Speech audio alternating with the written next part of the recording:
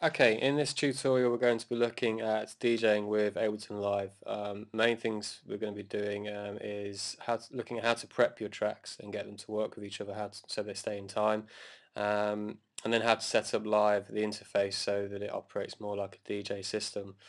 So the first thing I want to look at is prepping your tracks, and this is really focusing on making sure they're in time. If you've used Live before, you'll know it's very good if you're just dropping short loops in it. It can suss out the tempo and make it in time with your project very easily. It's not always as straightforward with full long tracks like 5 minute sort of tracks. So I've actually got two tracks in here already. They're around 170 BPM ish. It's like drum and bass.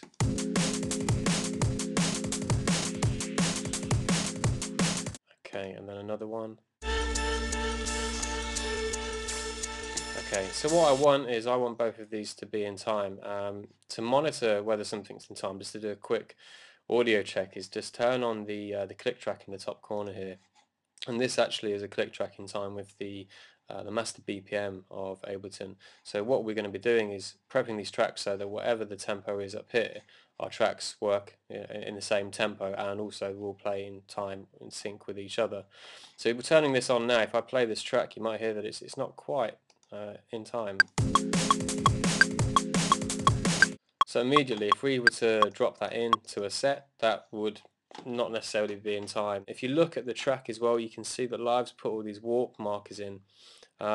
Sometimes that's needed, but sometimes with more straightforward sort of dance music, if it's been produced in a way that it's same strict tempo all the way throughout, you don't necessarily need all these warp markers. So what I'm going to show you today is a technique for just manually changing the settings down here so that your track's in time, and it's not too hard to do. Once you get used to doing it, it's pretty straightforward, and you could probably do it whilst another track is playing, although I prefer to prep them before I take anything out for a gig. So the first thing I'll show you to do is just let's get rid of all these warp markers. So I'm just going to click the last one, and then holding down shift I'll click the second one in, and then just click backspace and get rid of them all.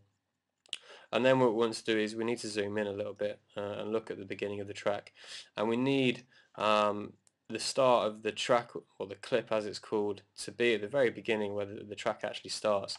Now you can see here that the transient peak probably starts sort of around this area here, but we can see the pseudo marker here. It's not quite at the beginning, so we need to move this. Now if we just try and pick it up and move it, it's just going to do this. It's not really going to it doesn't actually move the marker. So what we need to do is hold down shift and move it, and it lets us realign or reassign the marker.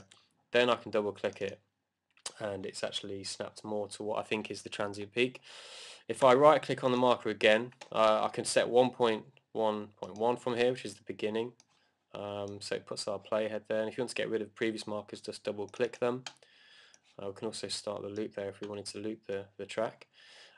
What it's also worth trying to do is just right click and go to this function here, warp from here straight, and what that means is it'll warp it and it'll keep the same BPM throughout, so it shouldn't insert lots of warp markers everywhere. It doesn't always get it right. If it's quite strict 4-beat kind of music, it's pretty good. I found with some breakbeat kind of stuff, it's not as responsive, which isn't a problem. It gets it fairly right. It just means you need to go in and do a bit of manual editing, which is what we're going to look at now. So we'll try this, warp straight, and it warped it a little bit. We can see the changes there. And let's just try and play this with the click track on and see what's happening.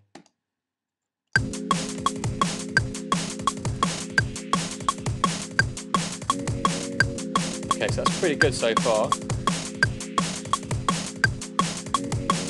Okay, what we can do now then, we can just drop in at different points of the track with the little speaker icon, and because it's synchronized to the quantize, it will wait to the next available bar. I'm working in bars here. It'll wait for the next available bar until it drops in, so we can kind of do little checks to see how in time it is. So I'll turn the clip back on.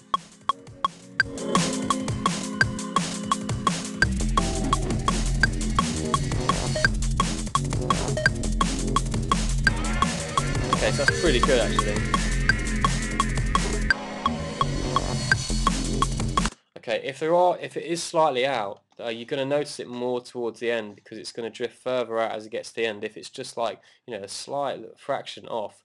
So what we need to do is we need to go into the end, and you can kind of do this visually if you just hold down your mouse here and click and drag and zoom in. What we should be able to see is these transient peaks again, which is where, probably in this kind of track, it's where the kick drum is really, and maybe the snare, and you can sort of visually see where they should be. So very slightly out, you can see the transient peaks roughly around here, and the marker where it should be is actually here. So what I tend to do is I go for the last obvious beat, or the last obvious transient marker, which could be something like this one here. Okay, so again we've got our grayed out marker, and if I hold down shift I can move this to where I think the transient peak might start. So it's going to be roughly around here somewhere. Double click that, move that across to the beat, and what that will have done by moving that across, it will have dragged everything else across a little bit, just so it's all in more in time than it was before. And if we click and drag, we should see that it's pretty bang on there. You can see a transient peak there, and it's pretty much bang on the line, which is what we want. So playing this back now with the click track, it should be pretty solid.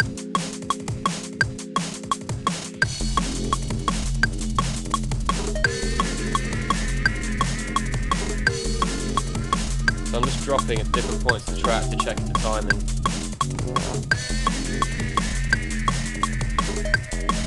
Okay, that's pretty good. So as you can see, all I've really got, I've made sure I found the very beginning beat of the track. I've clicked warp from here, which was the right click option, warp straight from here.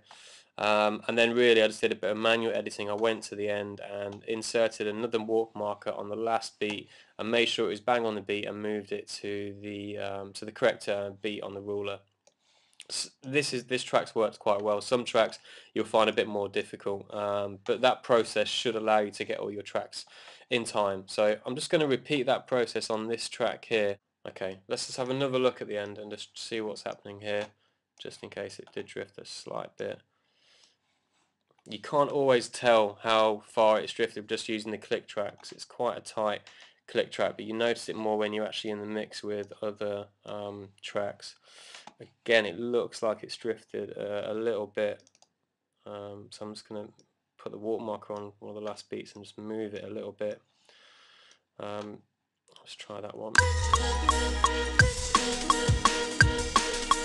Because what you need it to be absolutely tight at the end as well as at the start with your click track. Otherwise, like I said, you will notice it when you're in the mix. If you've got two tracks that are just a fraction out, it's just like having two tracks a fraction out on turntables. You notice it sounds like a mess. So that one should be pretty much solid now. So what I can do now is turn the click track off and actually give these tracks a try together and see how they sound. Because I'm using the quantize, if I click play on this one, just like using short clips, it's going to wait to the next available bar until this one plays. So it's perfect queuing, I suppose.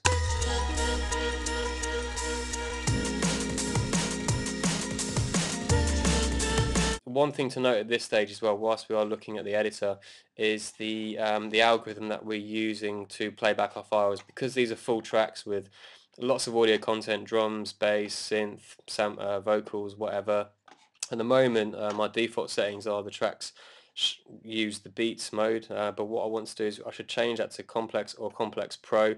This is uses a bit more of a CPU, but it's really based around preserving all audio quality, so it's good for everything. As you can see, you've got beats, tones, texture, repitch.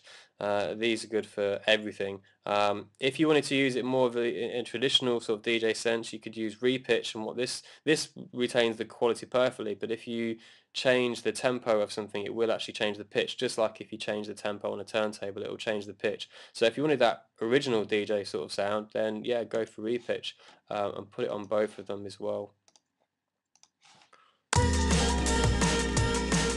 And that way, if we change the tempo here,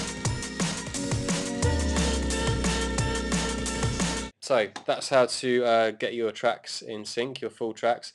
In the next tutorial we're going to look at how to actually set up the interface, so it's a bit more DJ friendly, and how to actually record our mixes and do edits. Okay, thank you.